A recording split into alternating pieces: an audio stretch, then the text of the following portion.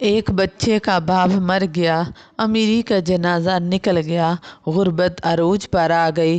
اب صبح کو کھاتے ہیں شام کے لیے نہیں ہوتی، شام کو کھاتے ہیں صبح کے لیے نہیں ہوتی۔ ماں کا ایک ہی لباس تھا، وہ بھی پھٹ گیا۔ اللہ اکبر! جگہ جگہ سے جسم نظر آ رہا تھا۔ اس بچے نے جب دیکھا کہ ماں کا جسم نظر آ رہا ہے تو بچہ گیا اپنے چاچا جی کے پاس، جا کر چاچا کو کہتا ہوں کوئی پرانا لباس لے کر آتا ہوں۔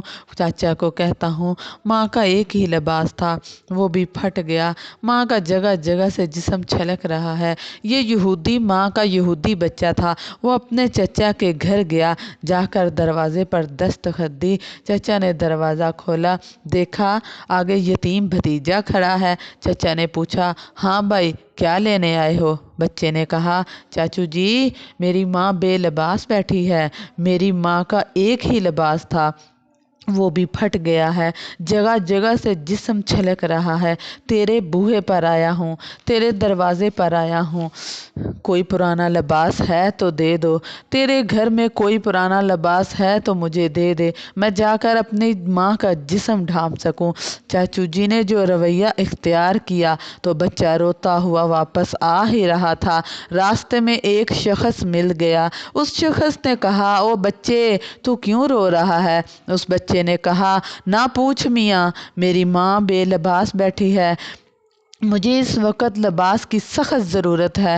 اپنے چاچو جی کے پاس گیا تھا لباس لینے، چاچو جی نے مجھے مارا ہے، مجھے دھتکارا ہے، دھکے دے کر حویلی سے باہر نکال دیا ہے، بس دل جو رو رہا تھا آنکھیں بھی رو پڑی۔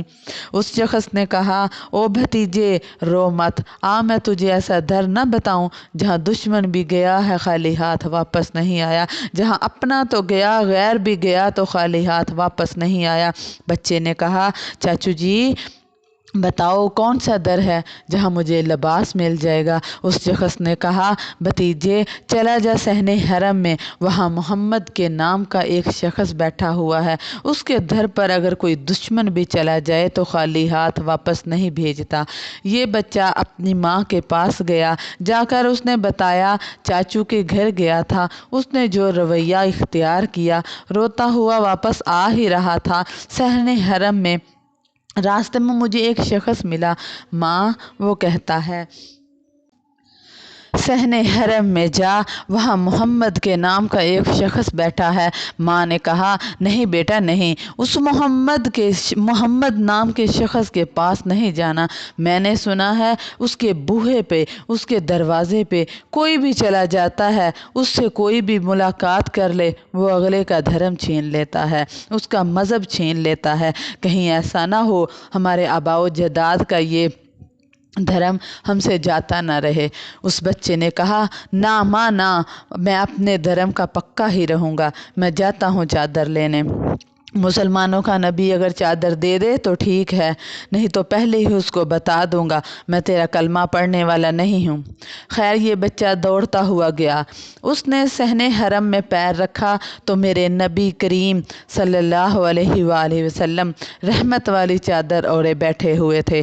یہ بچہ جب صحن حرم میں گیا میرے نبی کریم دیکھ کر مسکرائے۔ بچے نے کہا چاچو جی، بچے نے انگلی کھڑی کی، چاچو جی میں پہلے بتا دوں میں تیرا کلمہ نہیں پڑھوں گا۔ میرے نبی کریم نے فرمایا اے بچے بتا تو آیا کیوں ہے، کیسے آنا ہوا؟ اس نے کہا میری ماں بے لباس بیٹھی ہے، گھر میں فاقہ ہی فاقہ ہے، غربت عروج پر آ گئی ہے، امیری کا جنازہ نکل گیا ہے، ماں کے پاس ایک ہی لباس تھا وہ بھی پھٹ گیا ہے، میں تیرے دروازے پر آیا ہوں چادر لینے کے لیے، چادر دینی ہے تو دے دے، اور ہاں میں پہلے ہی بتا رہا ہوں میں تیرا کلمہ نہیں پڑھوں گا، مجھے میری ماں نے روکا تھا، اگر وہ چادر دے دے تو دے دے، مگر تو نے اس کا کلمہ نہیں پڑھنا، میں پہلے بتا دوں میں تیرا کلمہ نہیں پڑھوں گا۔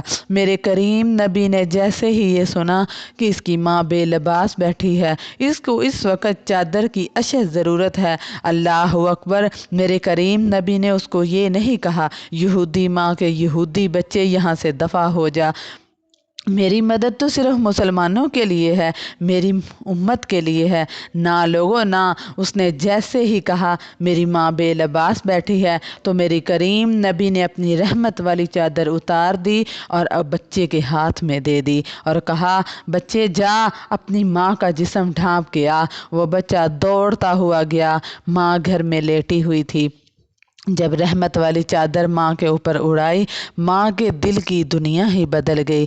माँ ने कहा, बच्चे कहीं अपना धर्म तो नहीं देकर आ गया। बच्चे ने कहा, ना माँ ना, अपना धर्म भी बचा कर आ गया हूँ, चादर भी लेकर आ गया हूँ। माँ तड़प कर उठी और बोली, बेटे तू चाचा के पास गया था चादर लेने, उसने तुझे चादर नहीं दी, तुझे धक्के देकर हवेली से बाहर निकाल दिया। बेटा कितना करीम है मुसलमानों का नबी, कितना रहीम है मुसलमानों का नबी। हमें उस नबी को मानना चाहिए, उस नबी के धर्म को भी मानना चाहिए, उस नबी के खुदा को भी मानना चाहिए। क्यों? इसलिए जो नबी गैरों का इतना ख्याल रखता है वो नबी अपनों का कितना ख्याल रखता होगा।